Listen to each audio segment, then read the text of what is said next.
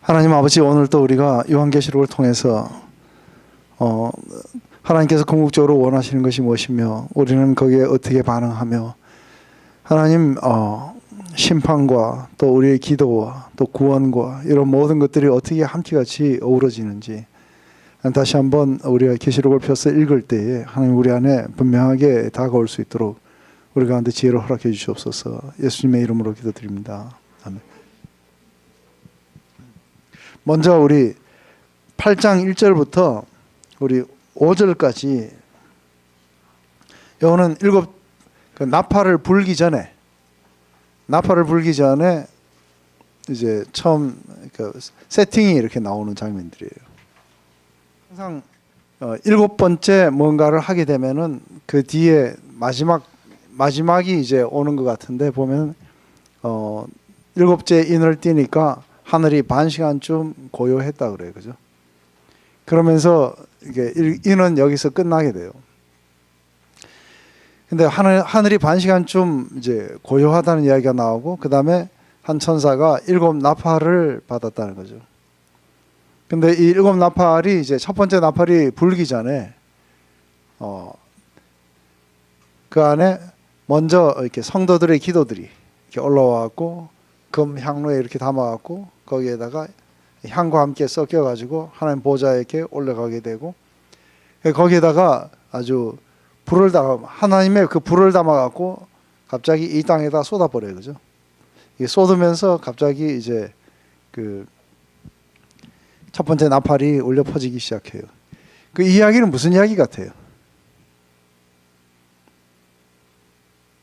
우선 요 파트만 가지고 이야기한다면, 이 안에 지금 로마 전역에 걸쳐갖고 성도들이 핍박을 받고 있어요. 이 사람들은 그 핍박받는 동안에 이들은 기도했어요. 맞아요? 이들은 기도를 하고 이들은 싸울 무기나 자신들의 운명을 바꿀 그런 의사 결정권도 없었어요. 돈도 없고 어떤 혜택도 없어요. 근데 보통 그런 곳에 가면은 거의 대부분은 다 정신적으로 무너지게 돼 있어요. 무너지고 그리고 안에서 타협을 하게 돼 있어요. 근데 이들이 그렇게 하지 않은 이유가 어디 있는 거예요? 이들은 기도했어요. 하늘이 왜 반 시간쯤 고요했다고 생각이 들어요? 7째 인을 떼니까 하늘이 반 시간쯤 고요하더니 그래요, 그죠? 하늘이 반 시간쯤 고요하더니 갑자기 한 천사가 있는데 7 나팔을 받았어요. 그리고 지금 이게 성도들의 기도가 이 향로에 담겨가지고 그리고 향과 함께 같이 섞여가지고 하나님 보좌 위로 이렇게 올라가게 돼요. 하늘이 반 시간쯤 고요한 거는 이제 안에서 7째 인을 떼고 뭐 하니까 그냥 6째 인을 떼니까 어떻게 됐어요? 그냥 산들이 그냥 바다에 빠지게 되고 그러면서 이 온 군왕들이 어린 양의 진노에 이렇게 우리를 갖다가 피하도록 해달라고 이러면서 누가 그 앞에 설 수 있겠느냐 했을 때 이제 구속받은 사람들이 그 14만 4천 명들이 나와요. 그러면서 이제 이 사람들이 인을 다 치기까지는 절대로 해하지 말라 하고 그런 이야기가 나오게 돼요.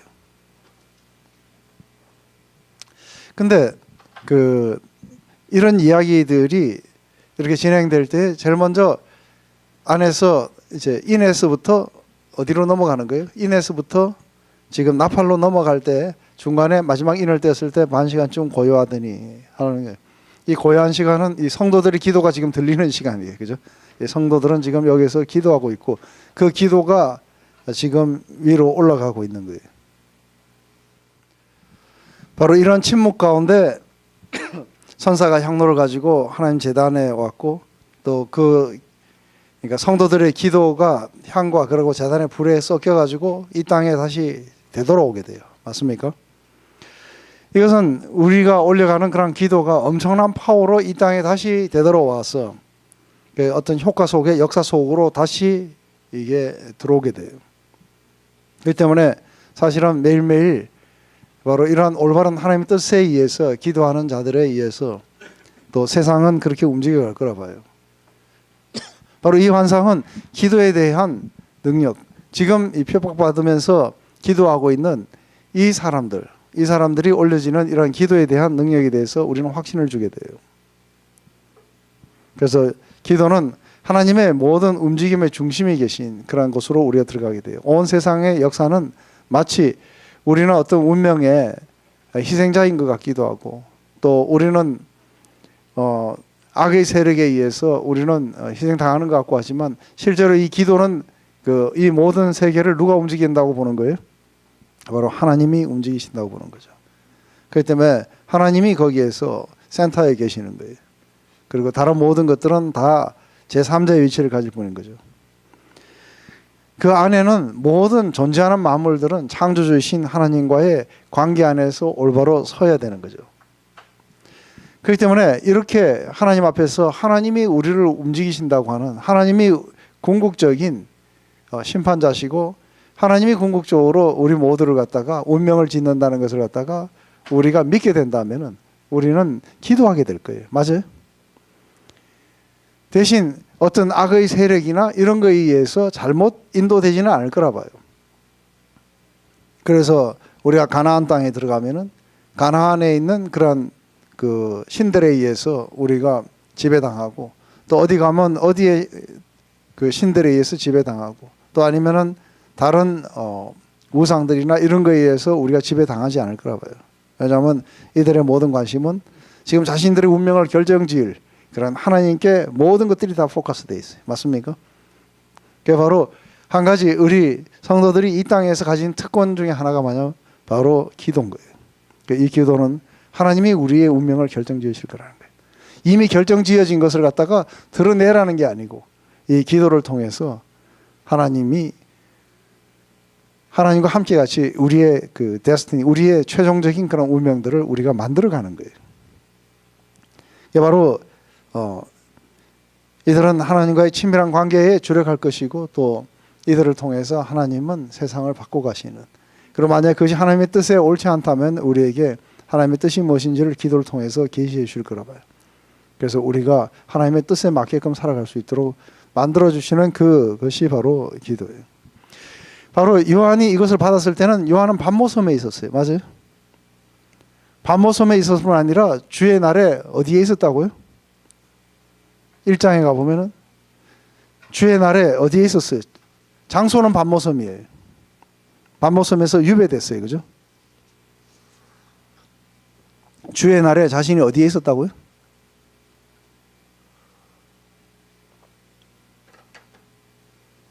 영적으로는 어디에 있었어요? 성령 안에 있었어요. 장소는 반모섬이지만 영적으로는 자신이 성령의 감동 안에 들어가 있었어요. 그래서 이 모든 일들을 보고 들은 거는 전부 다 반모섬에서 본 게 아니고 어디서 본 거예요? 성령의 능력 안에서 본 거예요. 그런 고립되어 있었고 자유함이 전혀 없었어요. 그동안 해오던 일도 못하게 되었고, 더 이상 사랑하는 형제 자매들하고 대화도 나누는 것도 불가능했어요. 저처럼 제가 반모섬 유배되면 이제 SBS도 못하는 거예요. 그래서 성경 공부 준비도 안 해야 되고 좀 프리하겠죠. 병자들을 방문하거나 함께 같이 성찬하거나 하나님의 말씀을 가르치는 거, 이런 거 다 어렵게 돼요. 바로 이러한 것들은 실제로 저에게부터 모든 것들을 다 뺏어간 거예요.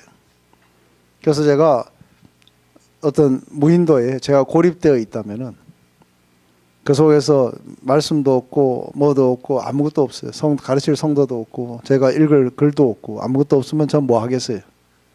기도하는 거예요. 맞아요? 다 뺏어가도 여전히 우리는 성령 안에서 기도하고, 내가 그동안 읽었던 것, 경험했던 것, 주께서 내 안에 전부 다 다시 생각나게 하셔서 저로 하여금 계속해서 기도하게 하고 저를 지켜주실 거예요.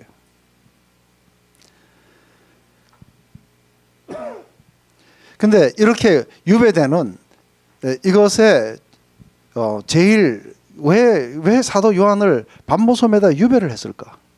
왜냐하면 이 사람이 있으면 영향력을 미치니까 그래요. 그죠? 근데 반모섬에 누군가가 영향을 미치고 주께로부터 사명을 받아야 되는데 이 사람은 지금 유배돼 있어요.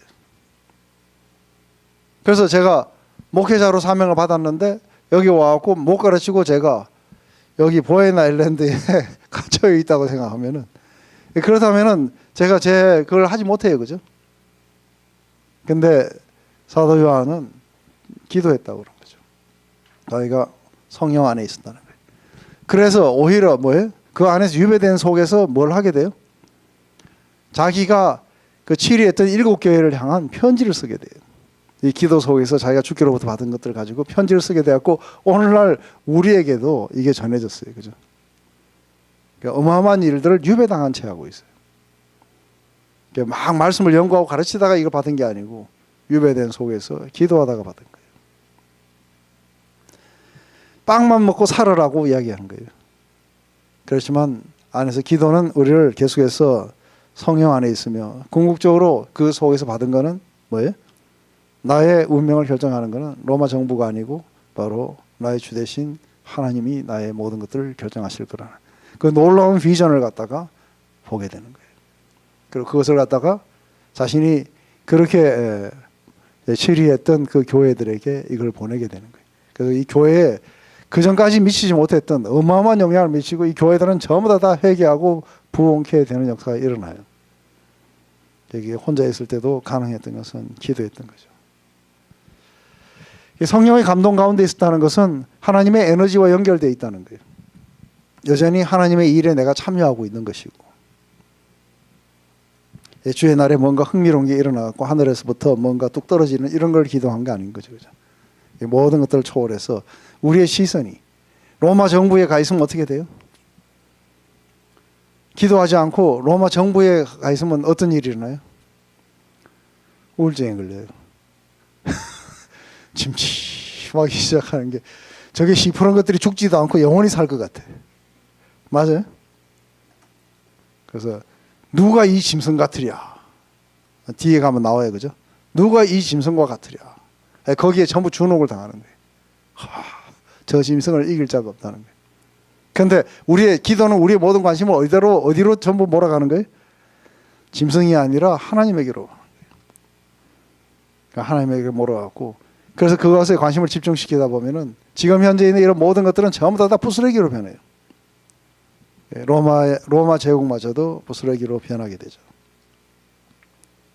기도할수록 우리는 하나님이 누구신지, 그분이 얼마나 파워풀하신 분이신지, 그분은 어떻게 우리의 모든 삶을 결정지을 수 있는 분인지, 거기에 점점 더 집중하게 되면 점점 더 우리 안에 뭐가 일어나요? 노래가 나오는 거죠. Our God is the awesome God who reigns 하면서 그런 얘기가 막 나오면서 안에서 우울증이 사라지고 뭐가 오는 거예요? 안에서 기쁨이 오고 비전이 오고, 이것을 모든 것을 뛰어넘을 수 있는 능력들이 위로부터 이렇게 주어진다고 봐요. 그렇기 때문에 안에서 실제로 우리는 이렇게 그 반모섬에 있는, 이것은 우리들에게 삶에 상당히 그러니까 비참한 그런 상황들이에요. 그런데 이것과 함께 이 성령 안에 있는 경험이 함께 같이 섞이게 돼요. 그죠? 그래서 우리는 그 어려움들을 뛰어넘고, 그리고 주님이 우리들의 모든 그런 시절에 정중앙에 계셔서, 그래서 그분이 다스린다는 것이 너무나도 확실해지는 것이 바로 이 모든 것들이 빼앗기는 그런 유배 생활이라 봐요. 광야에서 우리는 하나님을 훨씬 더 쉽게 인식할 수 있고, 그리고 거룩에 대한 그런 개념이 뭔지, 하나님은 세상을 어떻게 다스려 가시는지, 거기에 대한 우리들의 소망과 믿음은 오히려 거기서부터 훨씬 더 많이 나타난다고 봐요. 그때 많은 사람들이 자신이 무력하다고 느끼기 전까지는 뭘 해요? 자신이 무력하다는 걸 느끼기 전까지는 기도 안 해요. 그리고 자기가 일해요. 그런데 하다가 이제 막다른 골목에 왔다. 그래서 이거는 나의 능력 바뀌다고 하는 그때가 올 때야 비로소 사람들은 기도하기 시작하는 거예요. 그래서 어디에 참여하는 거예요? 이 우리의 기도라는 건 하나의 나의 무력함을 느끼는 동시에 하나님의 올마이티 파워에 내가 참여하는 것으로 나와요. 그러니까 많은 사람들이 이런 건 뭘 기도해, 그냥 내가 하면 되지 하고 해요. 그래서 사람들은 기도를 잘 안 할 거라 봐요. 하지만 기도는 난 할 수 없지만 하나님은 하실 수 있다는 거예요. 그때 우리는 미라클들을 보게 되고, 이게 안에서 광야에 갑자기 대로가 생겨나기 시작하고, 그리고 산들이 깎이고 평탄해지기 시작하고 하는 이런 일들이 바로 이 기도를 통해서 경험할 거라고 봐요.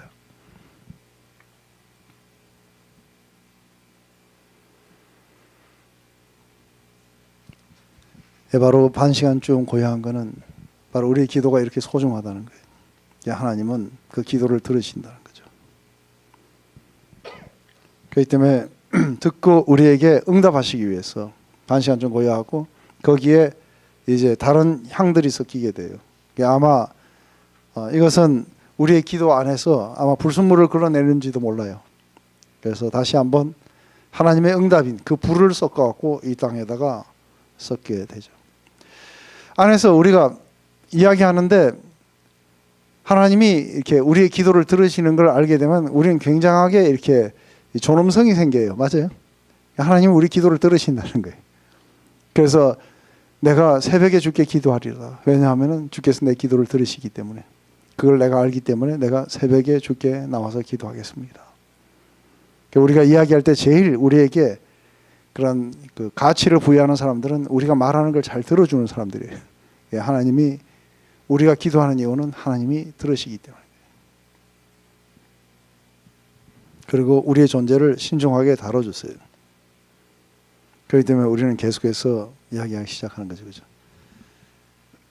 그래서 이것은 이제 7 나팔을 불어가기 전에 예비하는 시간들인 거예요. 여기에서 제일 중요한 것은 바로 기도였다는 것이죠.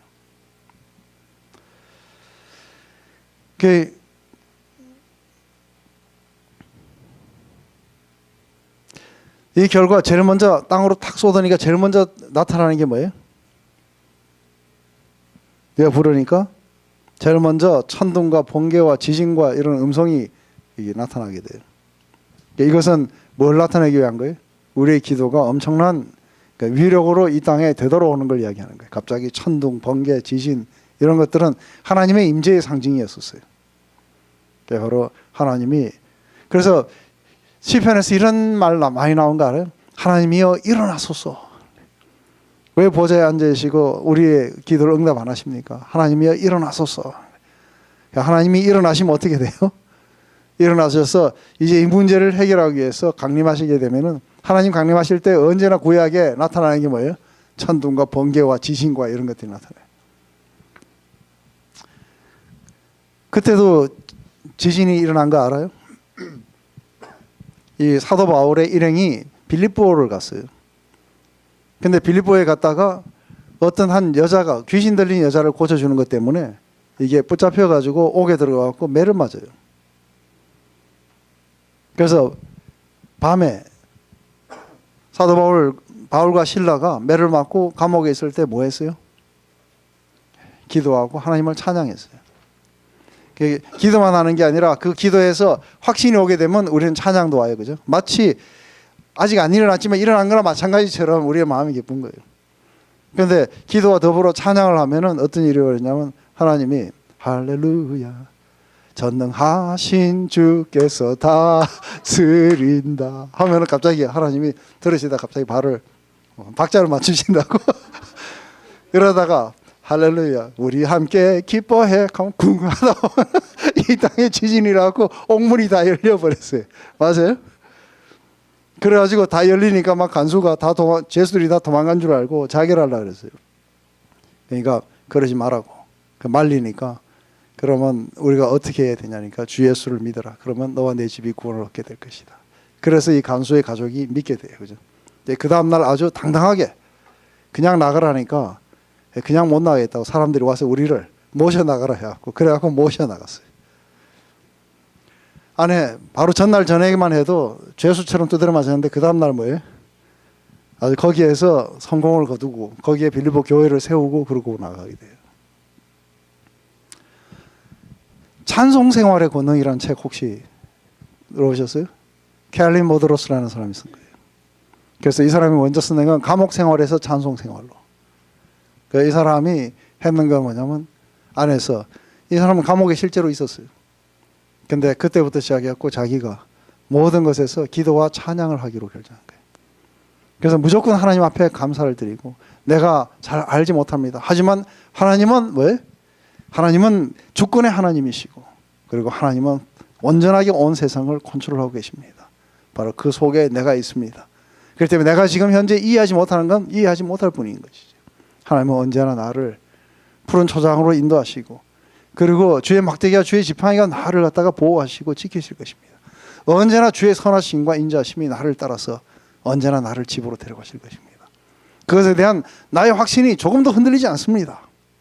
그것 때문에 나는 내 안에 어떤 일이 일어나더라도 내가 알지 못했을 뿐이지.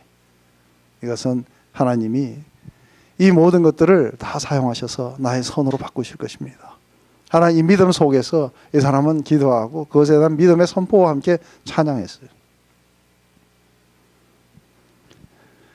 그리고는 그 감옥에서 나와가지고 목사가 됐어요. 그러고 나서 수많은 사람들이 이 사람이 썼는 이 책을 읽고 변화됐어요.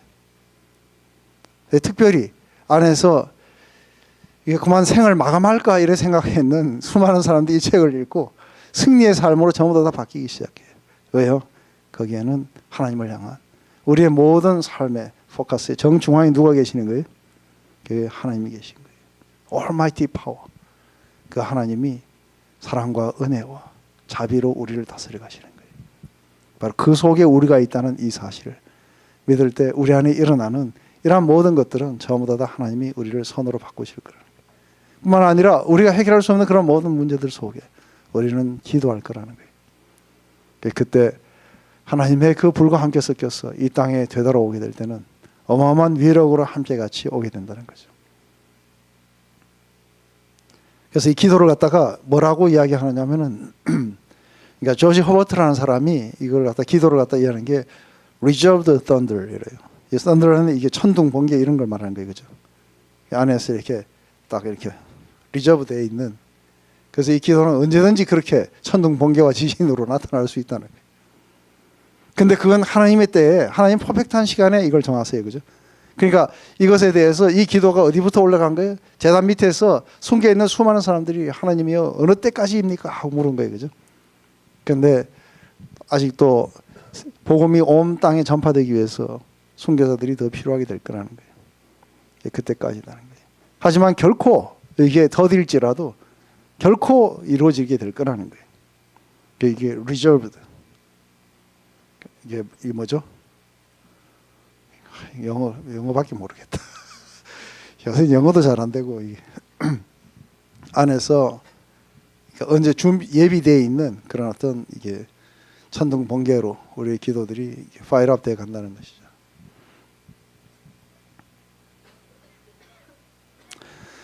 그 때문에 환경에 지배돼서 우리의 영혼이 무너지거나 이러지 않는 것은 우리가 바로 기도를 통해서 모든 존재한다는 것은 전부 다 하나님과 관계 속에서 조명되어지기 때문인 거죠. 제일 먼저 우리 인을 볼 때에 그 인이 몇 가지로 나눠져요, 그죠? 처음에 1, 2, 3, 4 인이 나눠지고 다섯째 인, 여섯째 인, 그리고 일곱째 인 이렇게 나눠져요. 인을 딱 대니까 1, 2, 3, 4에는 뭐가 나타나요? 집에서 공부를 안 하셨죠, 그죠? 말들이 나와가지고 이 말들을 보면은 뭐예요? 정복과 전쟁과 그 다음에 기근과 질병과 이런 것들이 막 나와요, 그죠? 이건 부분 심판이 나와요. 다섯째 인을 딱 대니까 뭐가 나와요? 이게 나눠지죠, 그죠? 이 안에는 뭐예요? 이 전부 다 어떤 현상들, 실제 현상들이 나와요, 그죠? 근데 5, 6부터 시작해갖고는 이건 뭐예요? 이거는 영적인 걸로 바뀌게 돼요. 그래서 다섯 번째는 갑자기 실제로 죽은 제단이 밑에서 말하는 건 아니죠, 그죠? 그 안에서 이게 순교자들의 어떤 질문인 거예요. 영적화돼 버려요. 그래서 제단 밑에 있는 순교자들이 언제까지입니까? 하고 이야기해요. 그러니까 동무들이 차이까지다 하니까 여섯째 인을 딱 떼니까 뭐가 나와요? 그 안에서 이제 하나님의 진노의 날이 이르러가고 세상의 모든 군왕들이 전부 다 바위 틈에 숨으면서 산이 우리 위에 덮어서 어린 양의 진노에서 벗어나게 하라. 그러니까 마지막에 누가 이 어린 양이 진노해서 진노 앞에 설 수 있는 자가 누구냐 하고 할 때 이제 일곱째 인을 띄기 전에 또 다시 이제 중간막이 나와요. 거기엔 바로 입맞은 14만 4천 명이 나와요. 근데 나팔도 똑같아요. 나팔도 똑같이 처음에 4개하고 뒤에 3개가 구분돼요. 여기도 처음에 4개하고 뒤에 3개가 구분되듯이 여기도 처음에 4개하고 뒤에 3개가 구분되고, 그래서 처음 4개는 자연에 관한 거예요. 자연. 그리고 이 뒤에는 사람에 관한 거예요. 그리고 이 3개도 결국은 여기가 2개와 1개로 나눠지듯이 이것도 2개와 1개로 나눠져요. 그리고 이 뒤에 아주 굉장히 긴 중간막이 나올 거예요. 그래서 이게 마지막 어디에서 끝나느냐 하면 11장 19절에 가서 끝나요. 7 나팔은.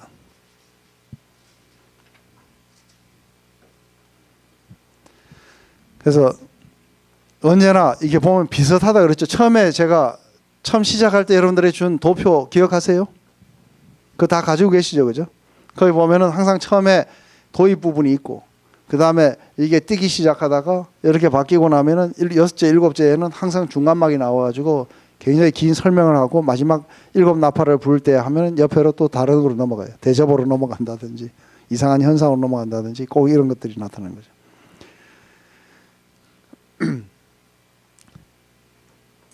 그리고 여기 4개하고 3개 사이에 4개 지나가고 난 뒤에 요 3개 사이에 여기에도 뭐가 하나 나타나요.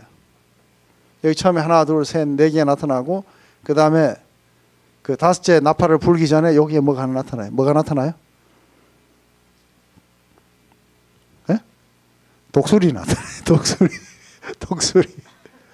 독수리가 나타나서 위에 날아가면서 뭐예요? 이 땅에 있는 자에게 화가 있으리로다. 이거 3개 더 남았다는 거예요.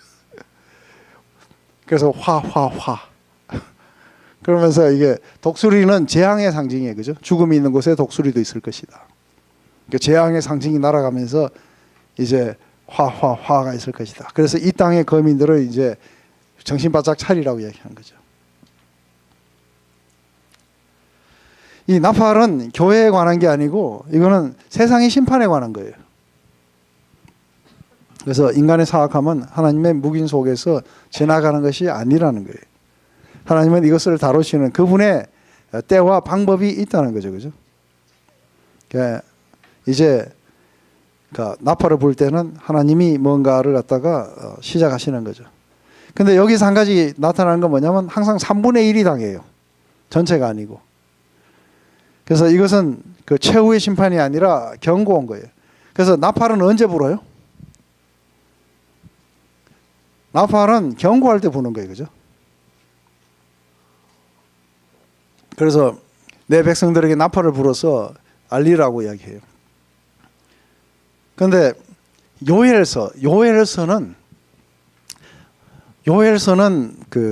이게 세상에 대한 게 아니고 이 요엘서는 자기 백성들에 관한 거예요. 그 예루살렘에 대해서 하나님의 심판이 임했다고 하는 걸 갖다가 알리라고 이야기하는 거예요. 이 요엘서는 뭘로 심판하시겠다냐면 메뚜기로 심판하시겠다는 거예요. 그래서 이 메뚜기 심판에 대해서 이야기를 해요. 근데 어떤 사람이 이 노래를 잘못 알았어요. 그래서 나팔 소리 시온성에 크게 울려 거룩한 성에 이러잖아요. 그죠? 그 노래 아세요?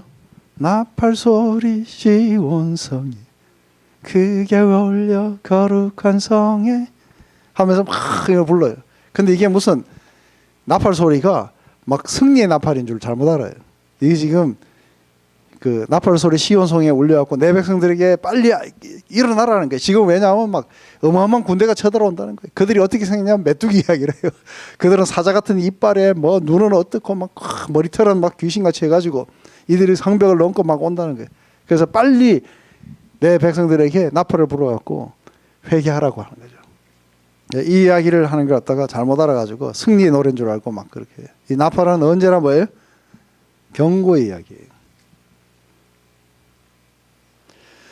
첫 번째 나팔이 울려나니까 제일 먼저 뭐가 위에서 내려와요? 그 우박하고 불이 섞여갖고 내려와요.